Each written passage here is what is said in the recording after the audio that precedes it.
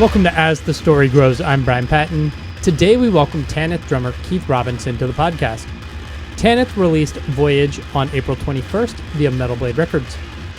Keith talks about his life as a journeyman drummer, moving from Texas to New York, the challenges of writing over COVID lockdowns, the band's commitment to keeping their sound old school, and more. Voyage is a super fun rock record that feels classic, and the band succeeds in their endeavor to have it be true to 1970s rock. So make sure you check it out. I hope you guys enjoyed today's chat with Keith Robinson from Tanith.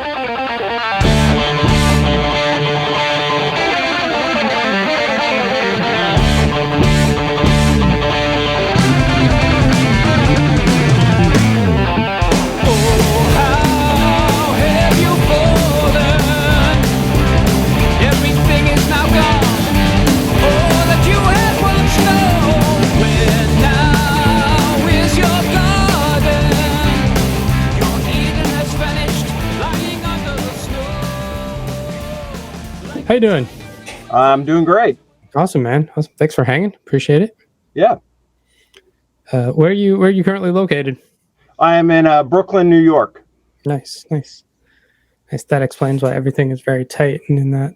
Yeah, this is my it's my basement, like a basement studio. Yeah. You lucky to have a basement space in Brooklyn. That is true. Very true. Yeah, that's awesome. Where'd you grow up, man? I grew up in the suburbs of Dallas, Texas, in a town called Plano. All right.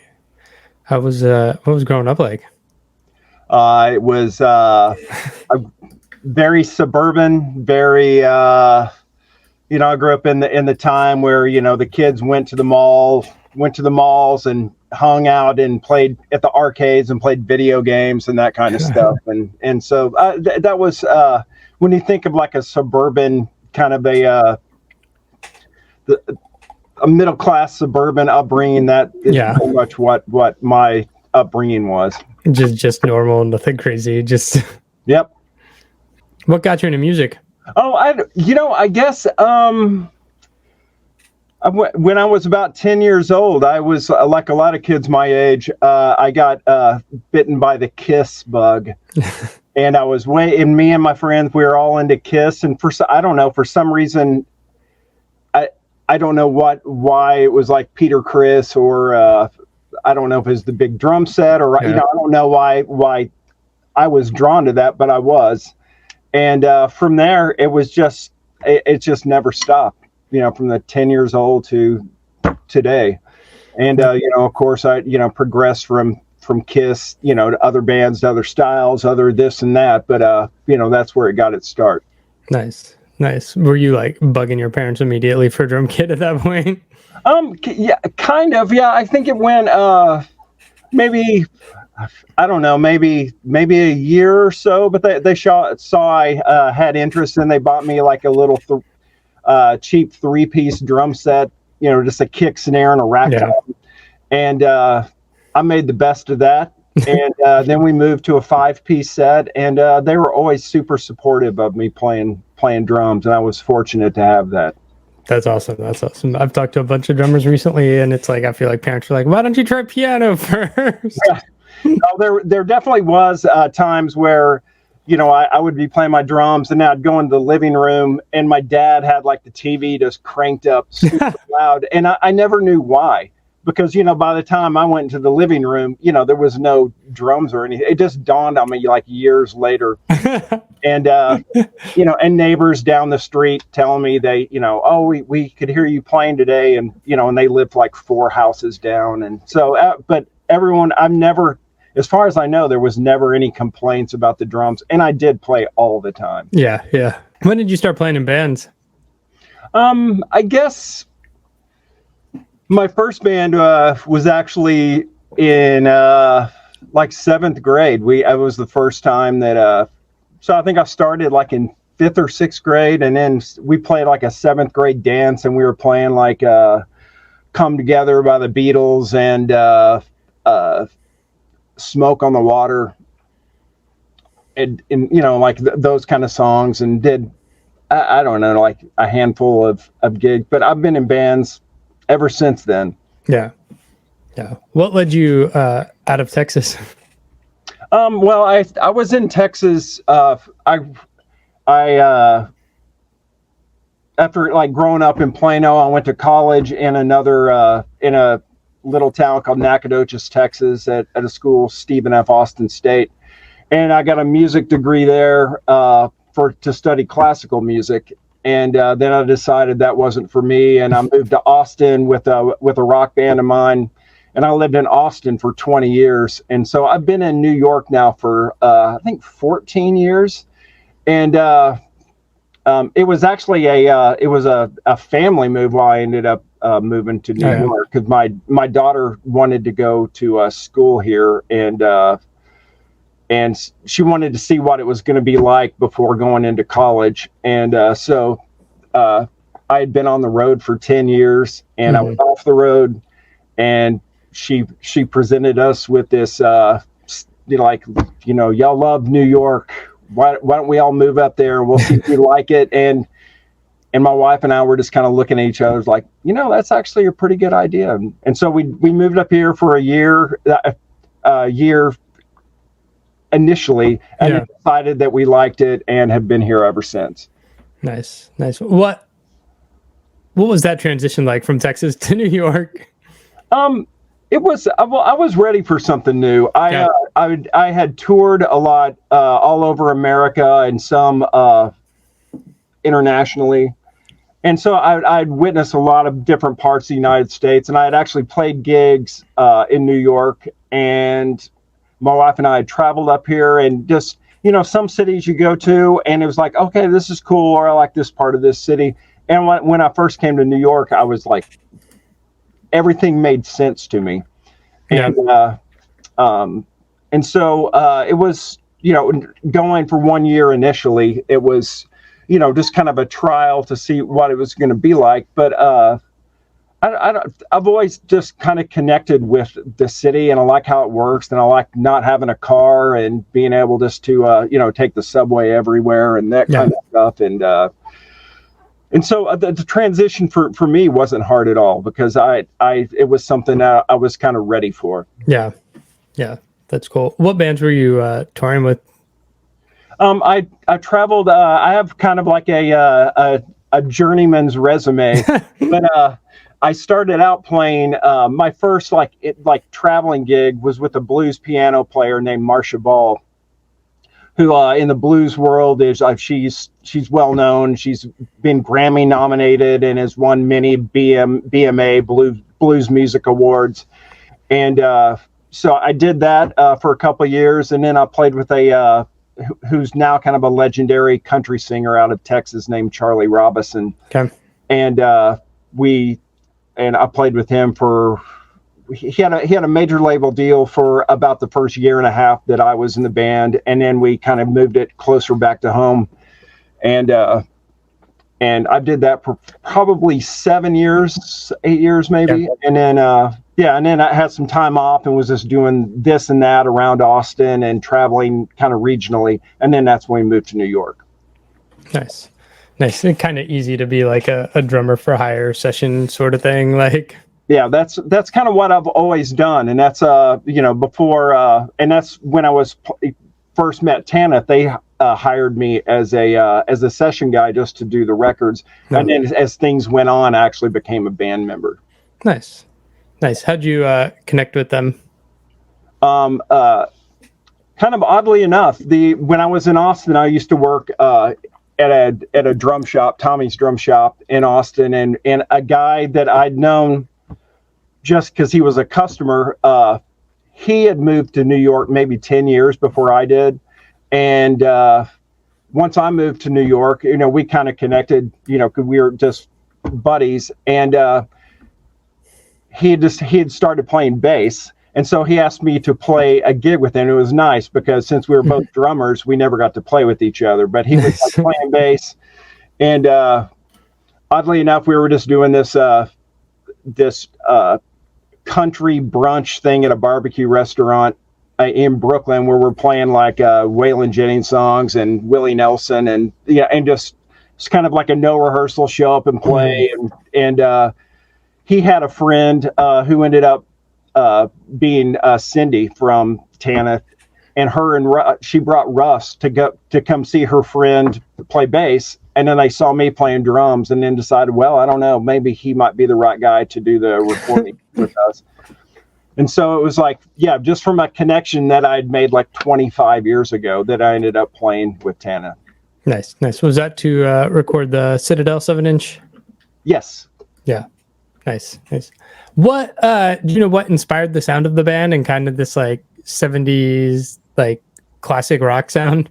It was that was something that Cindy and Russ, when they met, they decided they wanted to put some music out together. That was something that was something they were specifically like, you know, they kind of bonded over the 70s sound of old records. Mm-hmm.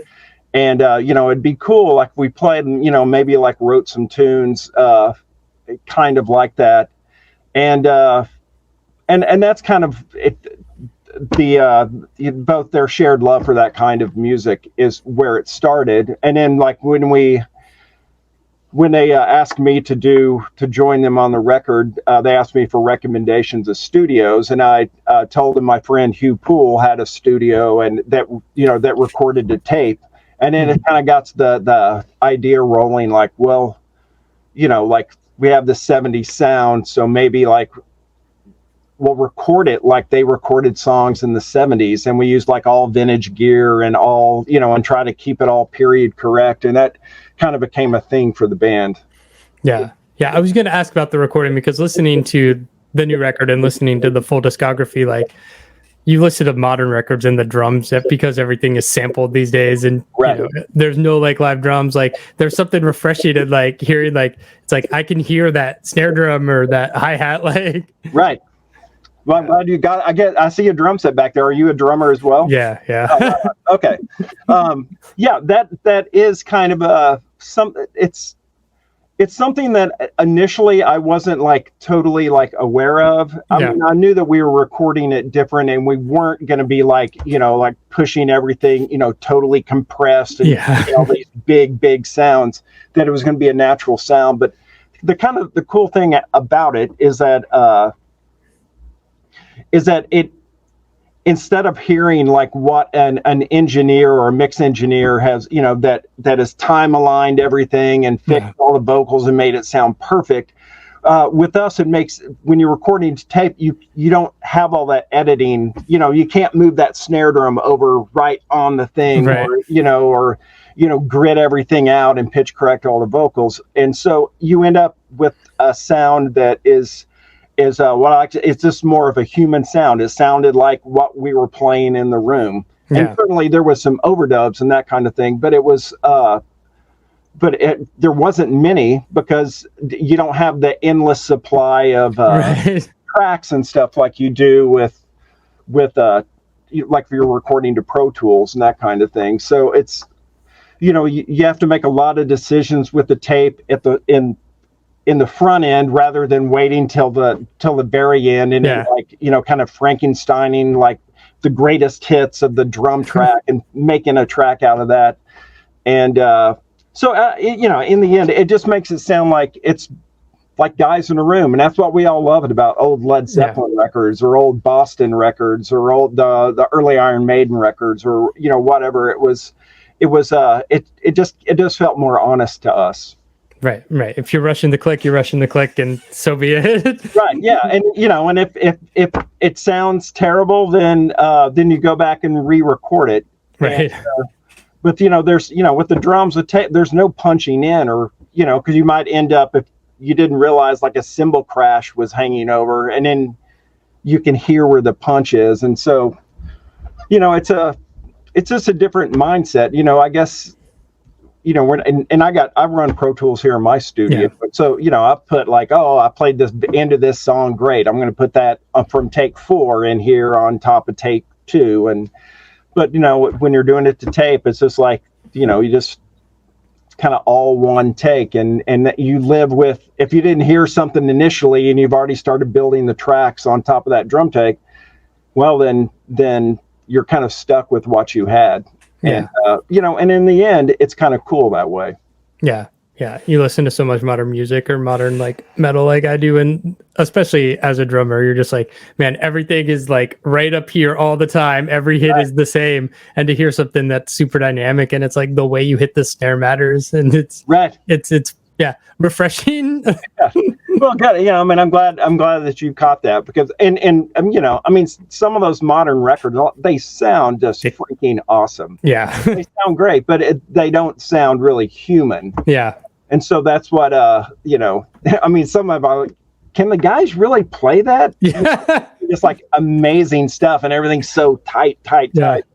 And so, I mean, that's cool. Nothing against bands that do that. It's like I said, they make great sounding records. It was just for us, the other way was the way to go. Yeah. Yeah, for sure. Do you know where the band name came from? Yeah, there's a movie from the 60s called The Devil Rides Out. Okay. And one of the main characters was named Tanith. And I forgot, it's been a while since I've seen the movie, but at one point in the movie, someone like goes, Tanith. And it just had kind of impact that I think Russ and Cindy, when they were naming the band, they were just like, oh, that's what we should name the band. Nice. That's awesome. How'd you guys get connected with Metal Blade? Well, it was through that single, that 7-inch. We pressed. At that point it was them. They pressed. I think 500 copies of the Citadel 11 Years 7-inch, and it sold. Those sold out really quickly. And someone from Metal Blade Germany, a representative, listens to on Bandcamp just a bunch of different metal. I think he searches the hashtag metal and just listens to what comes up. And he heard Citadel and was intrigued, and everything kind of went from there. So we were signed just from him listening to us on Bandcamp. That's amazing. Yeah, it's like one of those stories that, you think, oh, that never happens to anyone, or especially it never happens today. It happened back then, but that is how it happened. And then all of a sudden, okay, well, now we got to make a whole record, a whole album. And so we wrote more songs and that kind of thing, and eventually put it out. Yeah. Yeah. Is it a weird, how's that relationship been? Is it weird to be a band on Metal Blade that very drastically stands out from a lot of the bands they have on the label? It is a little bit weird, but to me, the cool thing is that Metal Blade has made room for us. Yeah. And, because I think even the people that like, today's, the current style of, whatever style. I mean, there's so many styles, metal, speed metal, power metal, this or that. I think a lot of people, started with the older school stuff, and there's maybe a place in their heart for that, or oh, this reminds me when I was a kid, or that kind of thing. Because we get a lot of those kind of responses, looking on social media or people messaging the band, and it kind of takes them back to why they started loving music in the first place. So I think we kind of fill that void for Metal Blade, and I think it's really cool that they made room for us.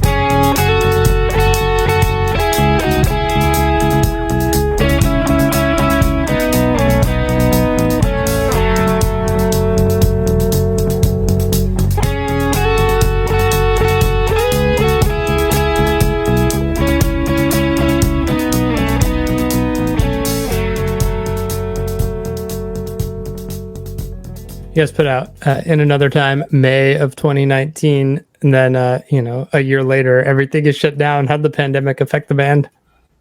Well, it was a tough one. We did our first European tour in November 2019, and so it was we got home and the tour went well, and we were excited, and we knew we had a follow-up record to make, and so we were kind of thinking, okay, we got to keep this momentum going, and kind of get on recording this. And then so everything came to a halt. And for us, we have the added, I guess, problem of Russ lives in England, and the rest of the band lives here in the States. So it was, it really put the brakes on for us. So I didn't see Russ in person for over like 2.5 years. And so, just getting our band together in one room was problematic. And so basically once we did send some tracks back and forth. And, when Russ came over here to record, we'd all be ready and we knew what we were doing. But it definitely, it put the brakes on everything. And, so now instead of like coming off and feeling like that we're having to build off the momentum off the first record, it's kind of like we're reestablishing who the band is. And so it's a little bit different in that aspect, but I don't know if we would have written any other music or, if it affected that way, but that's how it feels to me, is like, oh, Tanith, that band that we liked, but we had totally forgotten about because they dropped off the face of the earth. And now they got new music. So we're, kind of back getting the wheels rolling again. Yeah. So was it very quiet for you guys because of the separation, and you weren't like trying to just establish some crazy social media presence during the pandemic? Yeah, well, it was just hard because it's like you can only kind of post so much stuff. There was there's nothing of us in the room together. There was nothing. We did post some here or there, but it was just kind of like, to what end are we like? There was just not enough content for us to cover, so we took a long time off of not posting anything, or just kind of because there was just nothing really to post, and what we were working on was like what we were sending back and forth, those new songs. Yeah, and of course you don't want to post those, right? You want that to like you maybe a little snippet here or there, but so it was just like it was kind of like, what's the point? It's like, but once we got it all back together and the world kind of started going again, it was like, it was go time, and we took made the best of it since we got back together. Yeah. Kind of running side by side with Tanith. You also have Empire of Light, which you're playing in. It's everybody has Russ. He's got his other band, and I'm just to make ends meet. Being a musician is hard, and we can't play all the time since Russ doesn't live in this country. And I've always been a sideman, so I've got my hands in like 4, 5, 6 different projects that I play with all the time. Nice. Yeah, and definitely in Empire Lights, one of them, cool band, Americana band. Yeah, so that was some, those guys, they live here, and we did the record. A lot of it here in my place, and I got to, with that band, I get to I mixed it and recorded it and on the whole thing, and so it's just, they're cool.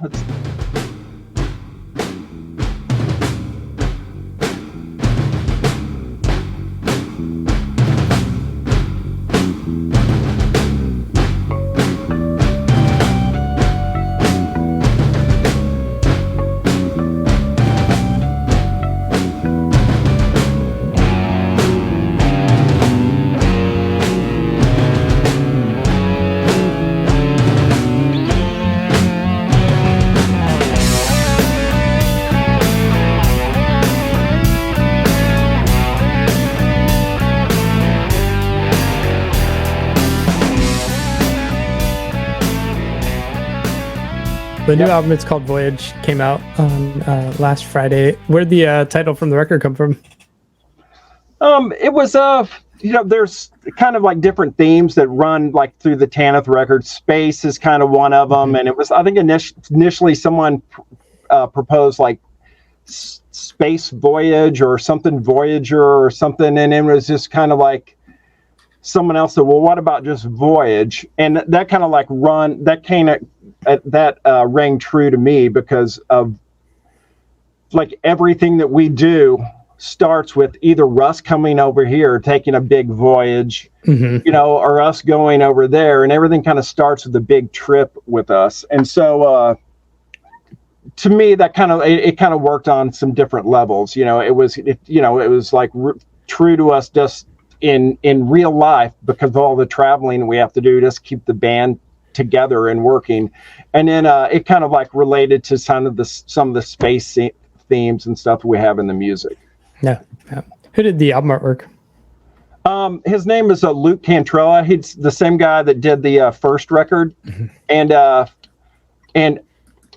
we all think it came out great. It was nice with these two records. We both with the artwork and with the studio and everything. A lot of it was the same, and so it was kind of a continuation of from the In Another Time, and we couldn't be happier with the artwork. And I think the album's like, when you sit them side by side, it kind of like there's you can kind of see how they're related, but see a little bit of a progression as well. Yeah.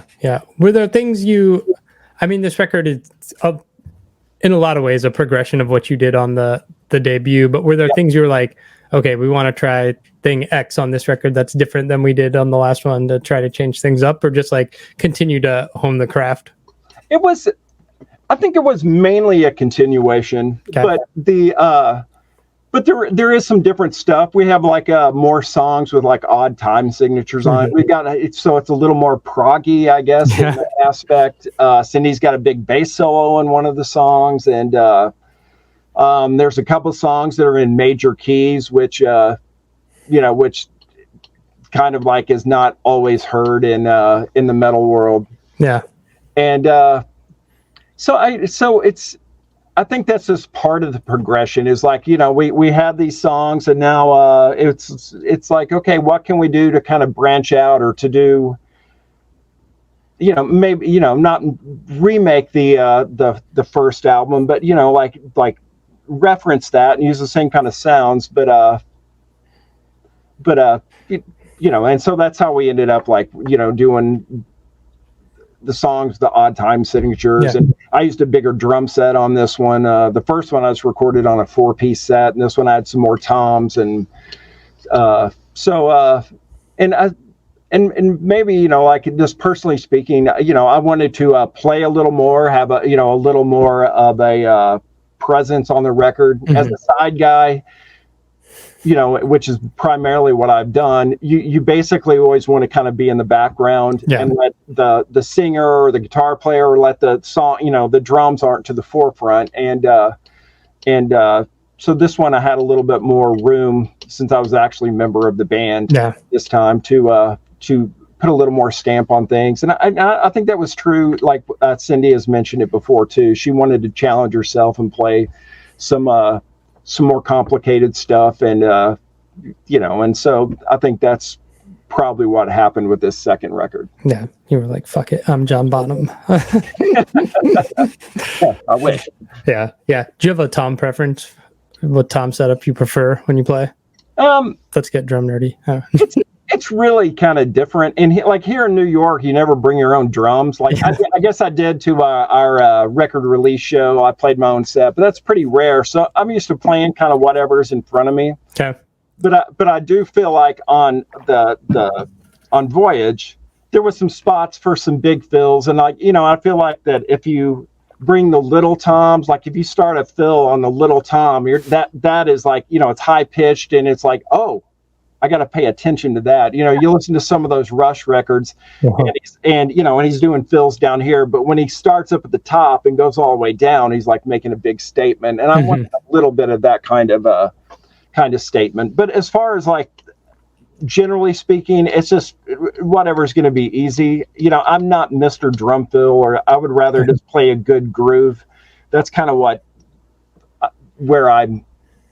that's kind of where I live musically, but it is nice. If you got some stuff in front of you, every once in a while, go for it.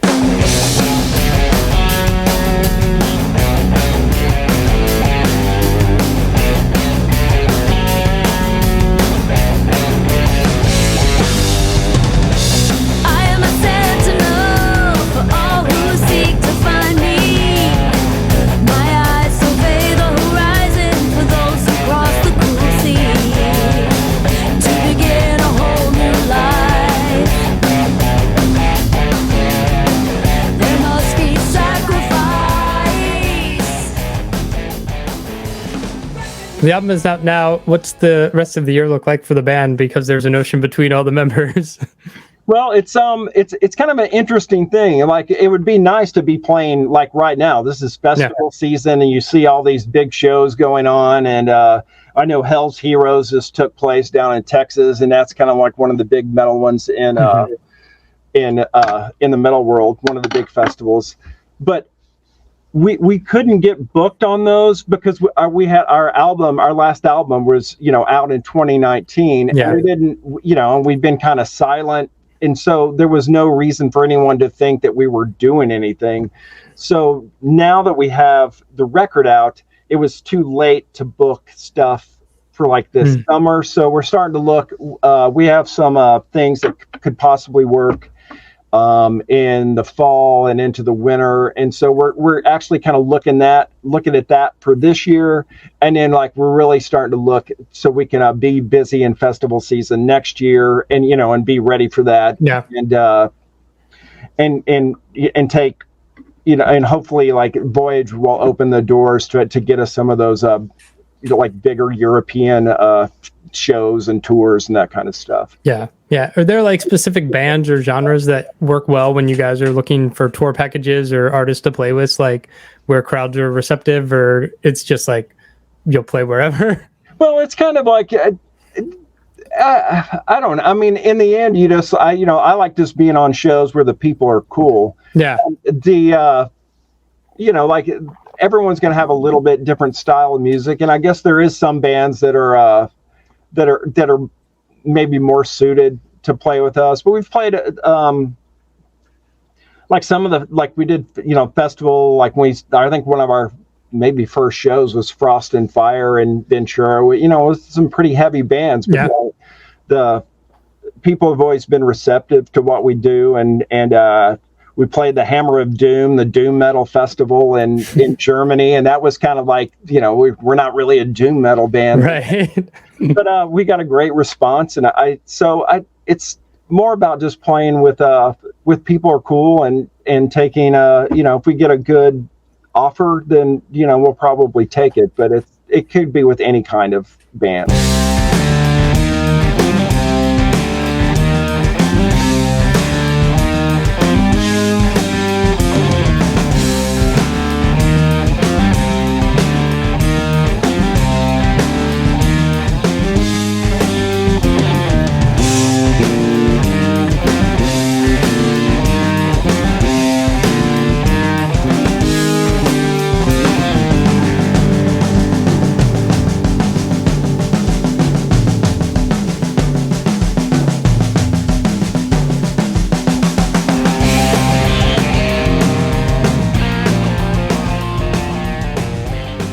I'm glad that it's all out. It's been a long time coming, with COVID and all that. We didn't play, and then we recorded the album back in August, September. So it's been ready to go, and we've had April 21st on our calendar, for a long, this is when it'll be out, and it's finally here. So, so I just hope everybody, anyone that sees this and doesn't know anything about Tanith, that they'll go and give the song a chance or give the album a chance and listen to it, where if they want to stream it, or, you can get it at metalblade.com, or we have 3 videos out that are, you can find on YouTube.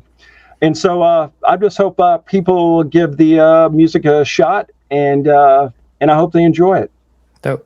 Yeah, I've been like jamming it on my studio speakers here, and I'm like, this record would sound great on vinyl, like on my turntable, like, because it's that style of rock. Yeah, and also, it's like that was, that I mean, I don't never caught wind of this, but the vinyl, it never touched a computer ever. Yeah. In the whole, like, we even took, we recorded it to 2-inch tape, mixed it to 1/2-inch tape.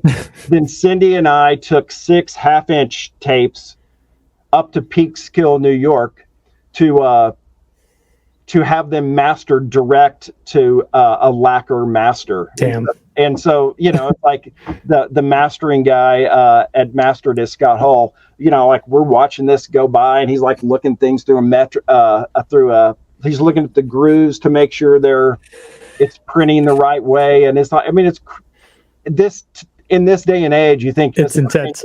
It's just, computer, but it's just like, it's cool to see it all done the old way. So the album is the way they used to make music, like back in the 70s and back before CDs and all that stuff. Incredible.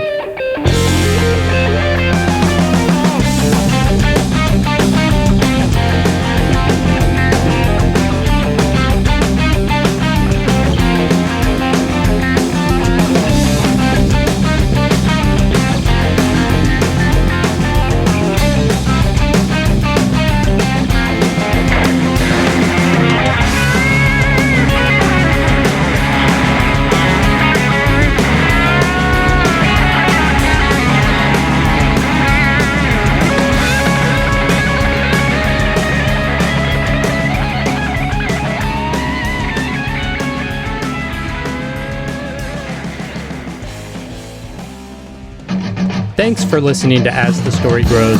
Our intro music was written and composed by Jeremy Hunt. The As the Story Grows theme is by Bob Nana. If you like what you hear, subscribe wherever you get your podcasts and give us a rating and review.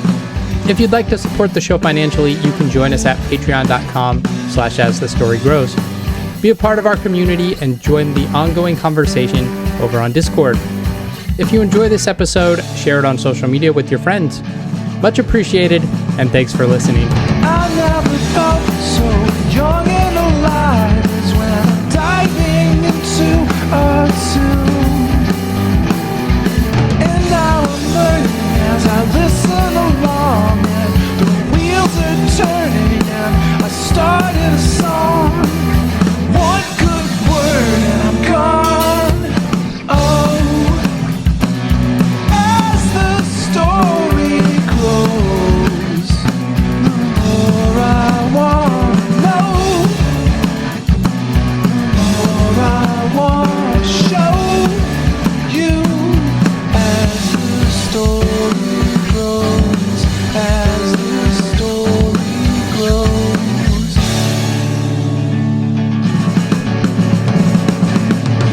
You can create something lasting and great, something passionate and real. And I'll bring in my own good feelings, I'll sing it with meaning. Let's just attack it and never look back. It's wild and fantastic.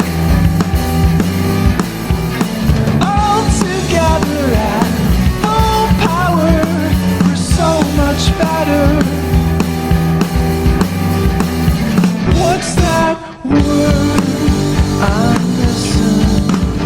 If you help me, I'll listen. What's that word I'm missing? Can you help me? I'll listen.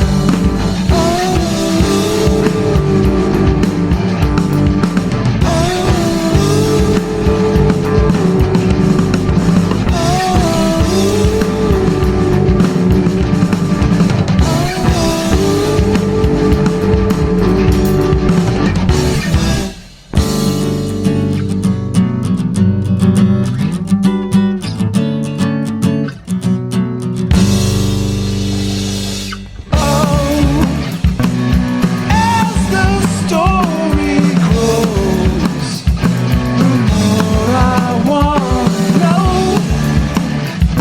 the more I want